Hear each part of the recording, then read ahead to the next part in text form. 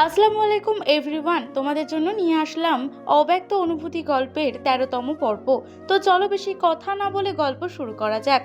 মীরার নিস্তেজ শরীরটা ধীরে ধীরে তাসফিকের বুকে ঢলে পড়তেই তার বুকের ভেতরটা যেন মুহূর্তেই হাহাকার করে উঠল। অন্তরাত্মা পর্যন্ত শিউরে উঠল আতঙ্কে। কাপা হাতে সে মীরার গালে আলতো করে চাপড় দিতে দিতে উৎকণ্ঠিত কণ্ঠে ডেকে উঠল, মীরা, এই চোখ খোল, দেখ আমি এসে গেছি, আর কোনো ভয় নেই, প্লিজ চোখ খোল, কথা বল, তোর এই অবস্থা কি করে হলো? কিন্তু মীরা নিশ্চুপ, কোনো সাড়া নেই, কোনো নড়াচড়া নেই। আর এক মুহূর্ত দেরি করলো না তাসফিক। সাবধানে মীরাকে কোলে তুলে দুহাতে নিয়ে উচ্চস্বরে ডাকতে লাগলো, কেউ আছো? প্লিজ সবাই ওপরে আসো।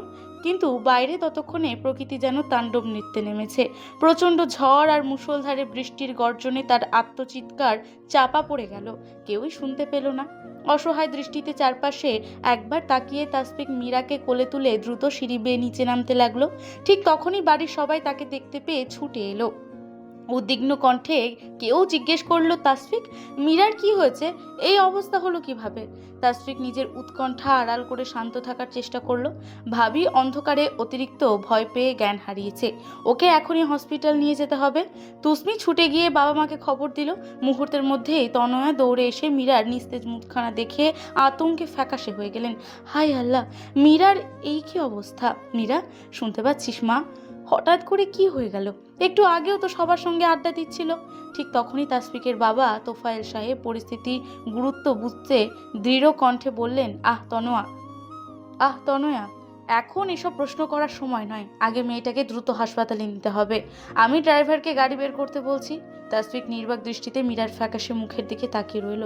বুকের ভেতর হাজারো প্রশ্ন, হাজারো না বলা কথা জমে আছে, কিন্তু এই মুহূর্তে সেগুলো প্রকাশ করার সুযোগ নেই। তনয়া আবার বললেন, তাসফিক, আর দেরি করিস না, চল ওকে নিয়ে হসপিটালে যাই। কথাটা শুনে তাসফিকের মস্তিষ্ক মুহূর্তে সজাগ হয়ে উঠল। না, এটা হতে দেওয়া যাবে না।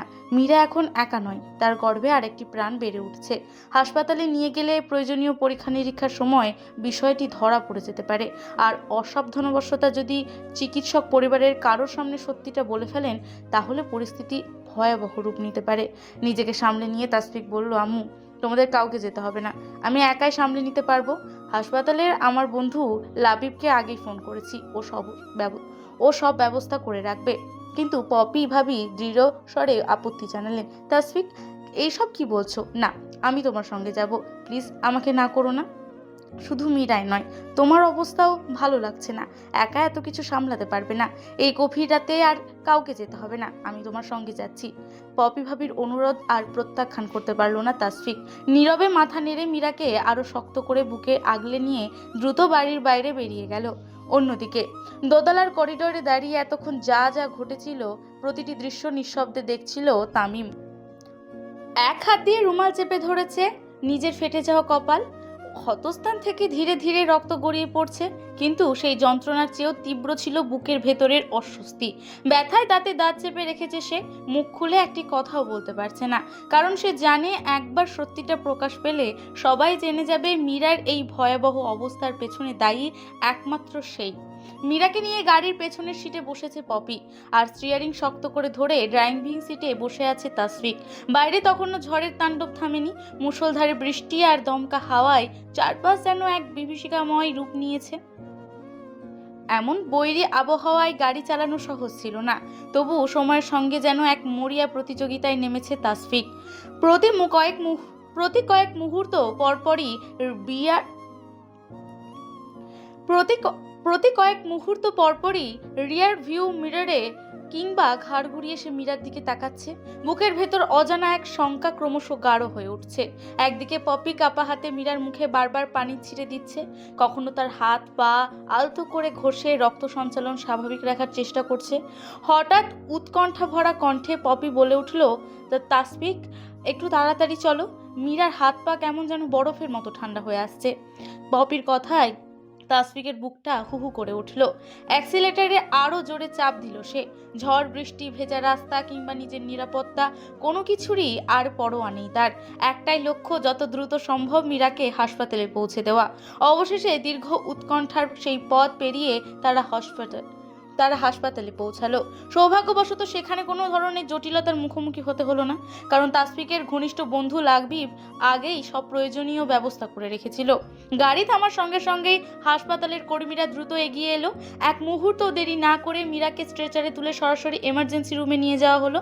আর বাইরে দাঁড়িয়ে তাসফিকের বুক জুড়ে তখন শুধু একটাই প্রার্থনা, মীরা যেন ভালো থাকে। প্রায় আধ ঘন্টা পর কেবিনের দরজাটি ধীরে ধীরে খুলে গেল। ভেতর থেকে বেরিয়ে এলো তাসফিকের ঘনিষ্ঠ বন্ধু ডক্টর লাবিব সারওয়ার। তার মুখে ছিল ক্লান্তির ছাপ, চোখে মুখে স্বস্তির আভাস স্পষ্ট। ডাক্তারকে দেখা মাত্রই তাসফিক প্রায় দৌড়ে গিয়ে তার সামনে দাঁড়ালো। উৎকণ্ঠায় কাঁপতে থাকা কণ্ঠে জিজ্ঞেস করলো, লাবিব, মীরা কেমন আছে? ও ঠিক আছে তো? লাবিব কয়েক মুহূর্ত নীরব থেকে গভীর শ্বাস ফেললো, তারপর শান্ত গলায় বলল, ইঞ্জেকশন আর স্যালাইন দেওয়া হয়েছে, আপাতত বিপদ কেটে গেছে, চিন্তার তেমন কোনো কারণ নেই। কথাটা শুনতেই তাসফিকের বুকের ওপর জমে থাকা অদৃশ্য পাথরটা যেন এক নিমেষে নেমে গেল। এতক্ষণ আটকে রাখা শ্বাস ধীরে ধীরে স্বাভাবিক হয়ে এলো। পাশে দাঁড়িয়ে থাকা পপিও স্বস্তির নিঃশ্বাস ফেলল। তবে লাবিবের মুখের গাম্ভীর্য তখনও কাটেনি। সে নিচু স্বরে বলল, তবে ওর যে অবস্থা হয়েছিল, আর একটু দেরি হলে যে কোনো সময় বড় ধরনের দুর্ঘটনা হয়ে যেতে পারত। মেয়েটা ভয়ানক মানসিক ট্রমার মধ্যে আছে। অতিরিক্ত ভয় আর তীব্র মানসিক চাপে এমনটা হয়েছে। আর ও তো বাকিটুকু উচ্চারণ করার আগেই তাসফিক দ্রুত চোখের ইশারায় তাকে থামিয়ে দিল। এখানে উপস্থিত সবার সামনে বিষয়টি বলা ঠিক হবে না, সেটা লাবিবও মুহূর্তেই বুঝে গেল। একটু মাথা নেড়ে সে বলল, তাসফিক, তুই আমার কেবিনে আয়, তোর সঙ্গে কিছু গুরুত্বপূর্ণ কথা আছে। তাসফিক পপির দিকে ফিরে শান্ত স্বরে বলল, ভাবি, তুমি এখানেই থাকো, আমি একটু আসছি। লাবিবের সঙ্গে কেবিনে প্রবেশ করতে দরজাটা আলতো করে বন্ধ করে দিল তাসফিক। কিছুক্ষণ নীরবে তার মুখের দিকে তীক্ষ্ণ দৃষ্টিতে তাকিয়ে রইল লাবিব। তারপর গম্ভীর স্বরে বলল, তাসফিক, একটা কথা জিজ্ঞেস করব? গতকালই তো তোদের বিয়ে হয়েছে, অথচ মীরা প্রায় 1.5 মাসের অন্তঃসত্ত্বা। ব্যাপারটা কি? আমি কিছুই মিলাতে পারছি না। তুই তো প্রায় 10 বছর কানাডায় ছিলি, দেশে ফিরেছিস মাত্র 1 সপ্তাহ খানিক হলো, তাহলে এসব কিভাবে সম্ভব? প্রশ্নটা আসবে তাসফিক আগেই আন্দাজ করেছিল। তাই নিজের অস্থিরতাকে বুকের ভেতর চাপা দিয়ে ঠোঁটের কোণে কৃত্রিম এক টুকরো হাসি ফুটিয়ে বলল, তুই তো জানিস মীরা আমার কাজিন, অনেকদিন ধরেই ওর সঙ্গে আমার সম্পর্ক ছিল। মানে বুঝতেই পারছিস, প্রায় 2 মাস আগে কাউকে কিছু না জানিয়ে আমি গোপনে কানাডা থেকে দেশে এসেছিলাম। বিষয়টা কেউ জানতো না। তখনই আমাদের দুজনের একটা ভুল হয়ে যায়। মুহূর্তের আবেগে আমরা বুঝতেই পারিনি সেই ভুলের পরিণতি এত দূর করাবে। আর একটা বড় সমস্যা হলো, মীরা যে প্রেগনেন্ট সেটা এখনও আমাদের পরিবারের কেউ জানে না। জানাজানি হলে পরিস্থিতি ভয়াবহ হয়ে যেতে পারে। তাই আপাতত বিষয়টা গোপনেই রাখা হয়েছে। লাবিব ধীরে মাথা নেড়ে বলল, এবার বুঝতে পারছি, তাই তো তখন আমাকে ইশারায় চুপ থাকতে বলেছিলি। কিন্তু তাসফিক, আজ না হয় কাল সত্যিটা তো সবার সামনেই চলে আসবে। গর্ভাবস্থার সঙ্গে সঙ্গে মীরার শরীরেও স্বাভাবিকভাবে মাতৃত্বের হাজারটা পরিবর্তন আসবে। তখন কি করবি? তাসফিক গভীর একটা দীর্ঘশ্বাস ফেলে। কাউকে এভাবে কখনো সে মিথ্যা বলেনি। এতক্ষণ ওদের সম্পর্কে যা যা বলেছে সব মিথ্যা, কিন্তু কিচ্ছু করার নেই। তাসফিক নিচু স্বরে বলল, জানি না লাবিব, সময় এলে কিছু একটা উপায় বের করতেই হবে, কিন্তু তার আগে বল, মীরা এখন কেমন আছে? আর ও বাচ্চা দুজনেই কি নিরাপদ? লাবিবের মুখটা আরো গম্ভীর হয়ে উঠল। আপাতত বিপদের আশঙ্কা নেই, তবে মীরা ভয়াবহ মানসিক ট্রমার মধ্যে রয়েছে। সামান্য কিছুতেই ও আতঙ্কিত হয়ে পড়ছে। এই মানসিক চাপ যদি এইভাবেই চলতে থাকে, তাহলে গর্ভধারণের ওপর মারাত্মক প্রভাব পড়তে পারে, এমনকি মিসকারেজেরও হয়ে যেতে পারে। তাই ওকে কোনোভাবেই অতিরিক্ত দুশ্চিন্তা করতে দেওয়া যাবে না। আরেকটা বিষয়, ওর শরীরে হিমোগ্লোবিনের মাত্রাও স্বাভাবিকের তুলনায় কম। পুষ্টিকর খাবার, পর্যাপ্ত বিশ্রাম আর নিয়মিত ওষুধ সবকিছুর প্রতি বিশেষ নজর রাখতে হবে। সবচেয়ে বড় কথা, এই সময়টায় তুই নিজে সবসময় ওর পাশে থাকবি। ও যেন নিরাপদ অনুভব করে, সেটাই এখন সবচেয়ে বেশি জরুরি। আর চিকিৎসকের নির্দেশ মেনে চলতে হবে। গর্ভাবস্থার এই সংবেদনশীল সময়ে শারীরিক সম্পর্ক থেকে বিরত থাকাই উত্তম, কারণ এতে মা ও গর্ভের শিশুর অপ্রয়োজনীয় ঝুঁকি তৈরি হতে পারে। লাবিবের কথাগুলো শুনে তাসফিক নির্বাক হয়ে বসে রইল। বুকের ভেতর অজানা এক আশঙ্কা ধীরে ধীরে আরো ভারী হয়ে উঠল। মীরাকে সুস্থ রাখা এখন যেন তার সবচেয়ে জীবনের বড় দায়িত্ব। প্রায় 3 ঘন্টা পর ধীরে ধীরে মীরার জ্ঞান ফিরে আসে। পিটপিট করে চোখ মেলতেই মাথার পাশে বসে থাকা পপিকে দেখতে পায় সে। মীরা চোখ খুলতেই দেখে পপির মুখ জুড়ে স্বস্তির এক মৃদু হাসি ফুটে ওঠে। মীরা, তুই ঠিক আছিস তো? শরীরটা কেমন লাগছে? বল তো, হঠাৎ করে এমন করে জ্ঞান হারালি কেন? জানিস, তাসফিক তো একেবারে পাগলের মতো হয়ে গেছিল। পপির একের পর এক প্রশ্ন কানে এলেও কোনো উত্তর দেওয়ার শক্তি বা ইচ্ছে কোনোটাই যেন অবশিষ্ট ছিল না মীরার। গত রাতের বিভীষিকাময় স্মৃতিগুলো মনের পর্দায় ভেসে উঠতেই তার বুকের ভেতর আবারও অজানা আতঙ্কের ঝড় বয়ে যায়। ভয়ে তার সারা শরীর কেঁপে ওঠে, চোখে মুখে স্পষ্ট হয়ে ওঠে অসহায়তার ছাপ। মীরার নীরবতা দেখে পপি আর দেরি না করে তাসফিককে ডেকে আনে। তাসফিক কেবিনে ঢুকতেই মীরা যেন আরও বেশি অস্থির হয়ে পড়ে। তাকে দেখা মাত্রই চোখের বাঁধ ভেঙে অঝরে কাঁদতে শুরু করে। তাসফিক দ্রুত এগিয়ে গিয়ে অত্যন্ত স্নেহে মীরার মাথায় হাত বুলিয়ে শান্ত করার চেষ্টা করে। ভয় পাস না, দেখ আমরা সবাই তোর পাশে আছি, তোর কোনো ক্ষতি হতে দেব না। তাসফিকের আশ্বাস যেন মীরার বুকের ভেতর জমে থাকা সব ভয়কে একসঙ্গে জাগিয়ে তোলে।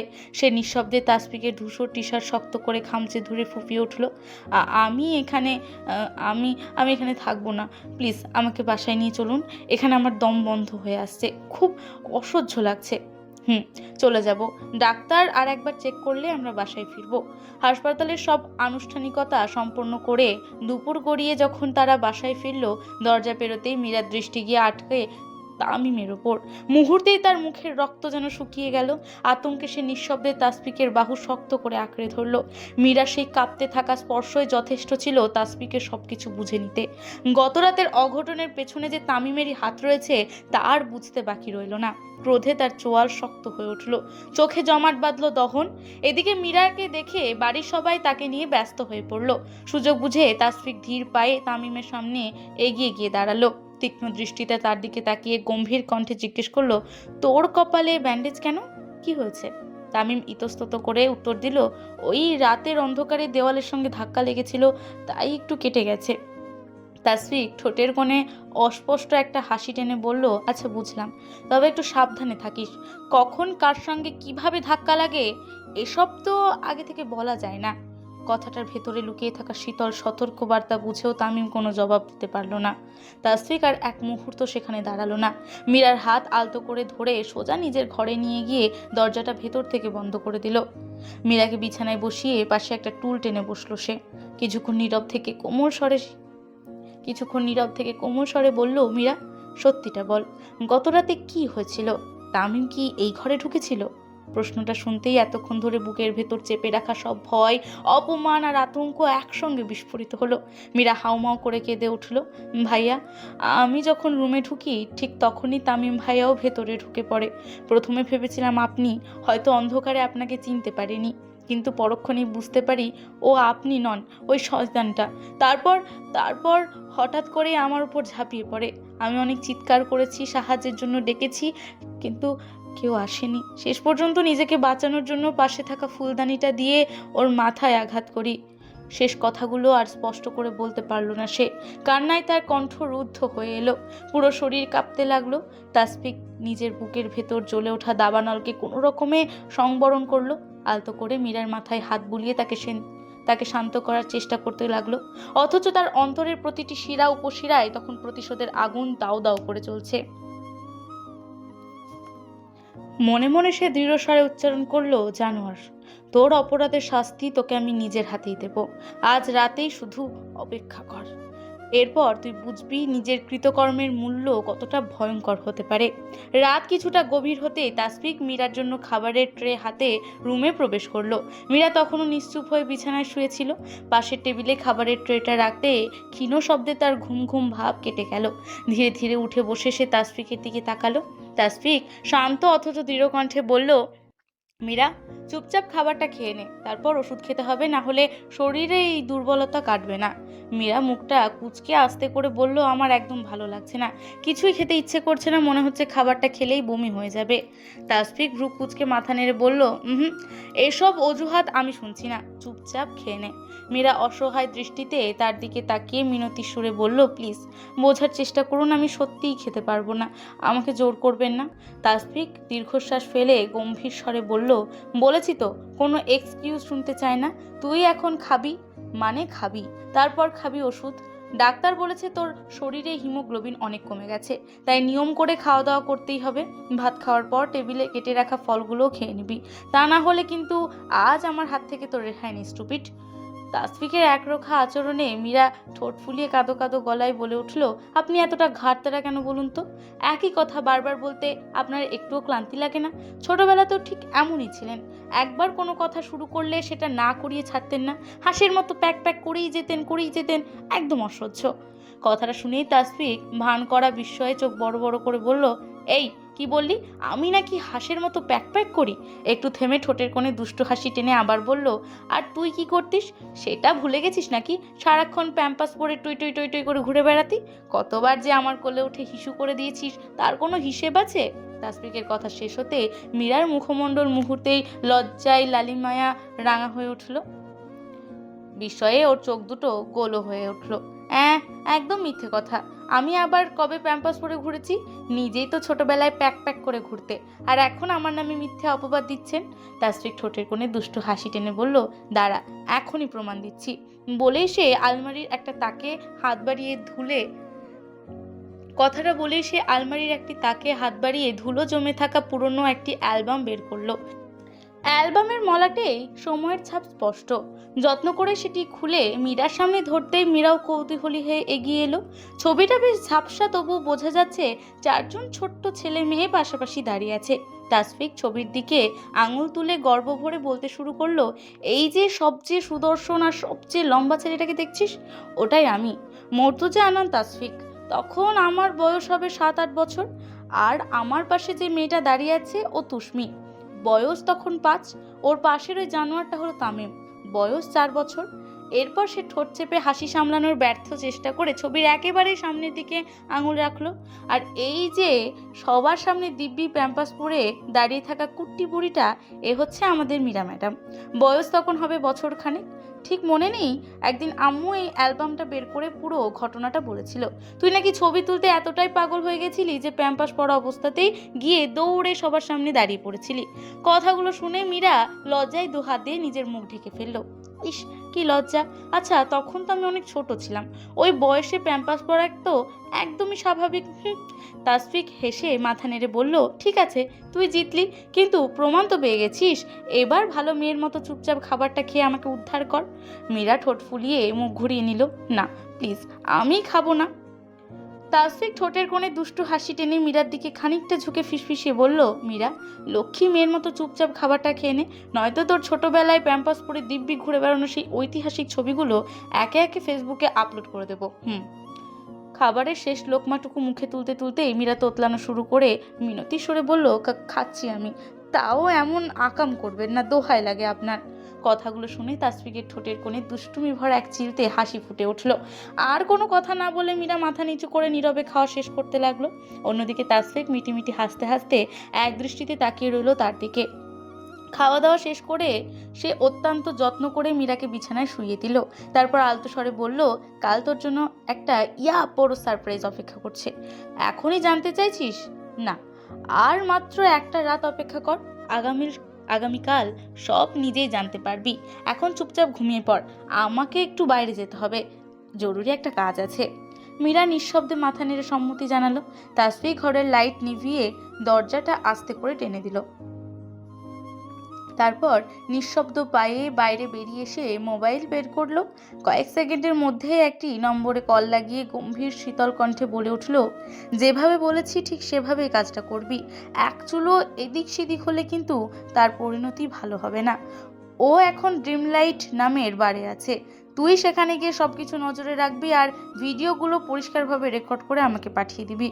আধ ঘন্টা পর তাসফিকের ফোনে একটা মেসেজ আসে, বস, কাজ হয়ে গেছে, ভিডিওগুলো আপনার হোয়াটসঅ্যাপে পাঠিয়ে দিয়েছি, একটু দেখে নেবেন প্লিজ। মেসেজটা পড়েই তাসফিকের ঠোঁটে এক চিলতে হাসি ফুটে ওঠে। সে ভিডিওগুলো একটু দেখেই কারোর কাছে সেন্ড করে দেয়। সফিক, তোর কাছে কিছু ভিডিও পাঠিয়েছি, আমার দেওয়ার নির্দেশনা মতো ছবিগুলো এডিট করে দে, দেখিয়ে দে তুই কতটা ভালো এডিট করতে পারিস।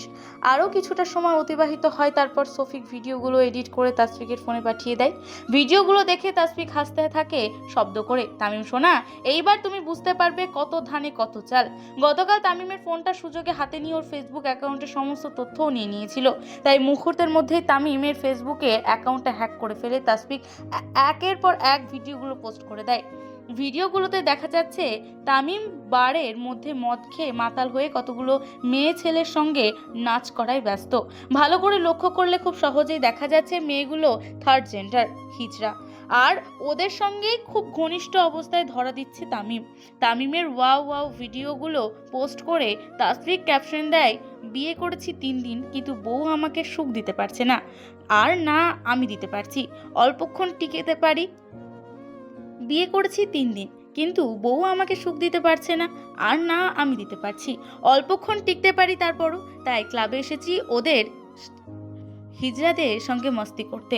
Let's celebrated guys. চলবে, সবাই রেসপন্স করবেন প্লিজ। আর একটা একটা করে রোম্যান্টিক প্লাস কমেডি টাইপের গল্প সবাই স্বাভাবিকভাবেই নেবেন।